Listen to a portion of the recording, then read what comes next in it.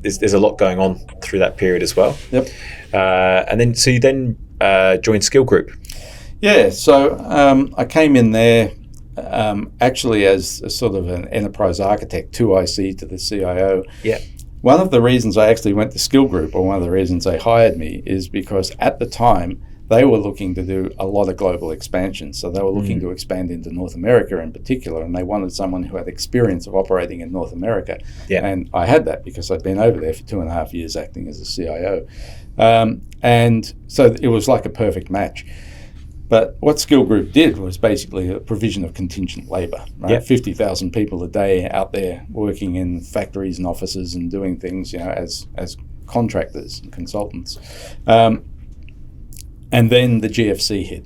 Yep. Right? So I joined and the GFC hit, and Skill went from this sort of upward trajectory to, the first thing every business drops as soon as it gets under pressure is contingent labour. Yep. So we went, as an organisation, we went from having 50,000 people placed a day to 10,000 people placed a day in a very quick time.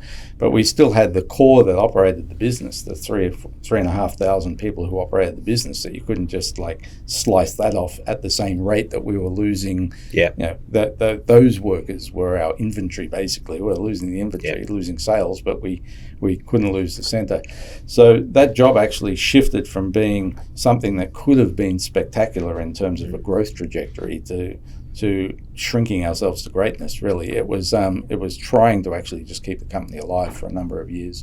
Yeah, right. So that was in terms of optimizing the technology platforms they were using. Yeah. If by optimize you mean taking cost out, yes. Yeah. So they had actually invested quite well, and they put a new ERP system in place, and they hadn't even finished when the GFC hit. So part of it was trying to finish off that job, but it was really about how do I take something that had been on a very quick upward trajectory and turn it around into something where we start to actually chisel people out of the organization very quickly, but don't destroy the organization at the same time. So that was the first time I'd ever had to do that at that level. I mean, I've had to go into places before and say, okay, well, we need to get rid of 5% of people, but not 50% of people, right? Yeah. So for me, it was a really good learning exercise. I learned that I don't like that environment, and I don't think anyone does. I think actually if you're a person who likes working in that environment, then you're probably not a lot of fun at parties. But I think it helped me to understand what's valuable to a business, right? And to work out, where do you draw the line of what do you hold on to and retain even though it's difficult, right? And what can you let go? And to an extent, who can you let go? What skill sets do you let go? But there's nothing pleasant about being in that environment. No way.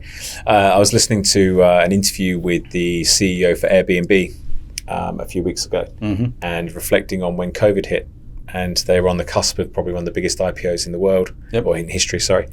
To 8 weeks later, they lost, in a period of 8 weeks, they lost 80% of their revenue. Yeah. And they had to make a couple of thousand redundancies. I forget the exact number, but it was big. But the advice that he said that he got at the time was cut deeper than you think you probably need to, because you don't want to do this twice. Yep. And it's easier to kind of cut too deep and then come back up than it is to go too shallow and then go again, because you will destroy your culture. Yeah. And I thought that was really interesting advice. I mean, how did that kind of play out in your situation? Yeah, so I wish I would have had that advice at the time. I think, I tried to do what most people would do, is to try and take the softest possible path to start with, and realize that you weren't pushing hard enough, and so you go a little harder and a little harder.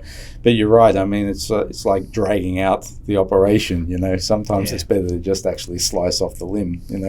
And I think that advice, I would offer that advice again now, is probably go hard, go quickly. Yeah. Right? And I think people mostly realize that it's not personal, right? But look after the people that you're letting go. Right? Make sure they're looked after. That's very important, because the people that are staying are going to see how you treated those people that you let go, and that's going to dictate what the culture looks like after they're gone. Look, absolutely. Yeah. Again, I remember somebody saying this to me very early in my career, which is society's judged by how it manages its prisoners and elderly. Yep. Right, as in how civilized you are, but also the people that resign or are leaving your business. Yep. And it's very easy to kind of treat them offhanded. And actually, to go full circle there with the Airbnb story, they actually turned their talent acquisition team into talent placement, and they focused on everyone they made redundant, trying to place them into their next job. Okay, that's pretty cool. As a mechanism to try and support those people, they extended their healthcare for 12 months, which obviously in the US is a big thing, and a multitude of other things. But they actually turned their energy on helping the people that they were going to have to let go. Yep. It was a great story. Again, I can't think where I heard it now, but it was just some interesting lessons to learn from that experience. So the reality was, though, at the end of the day, I ended up being made redundant from that position as well. Right, there you go. In a very interesting way, but I won't go into the details. But it was probably not. Yeah, it was probably not a lesson in how to treat people well. But I was sort of ready for it and prepared for it because it was obvious it was going to happen. So I had already started sniffing around for other opportunities at the time and was lucky to actually land in one almost immediately. Because I saw that said after that you went to Yarra Water. Yep. And when I spoke at the start of the podcast about the breadth of experiences, I was kind of noting these as I was going through your resume.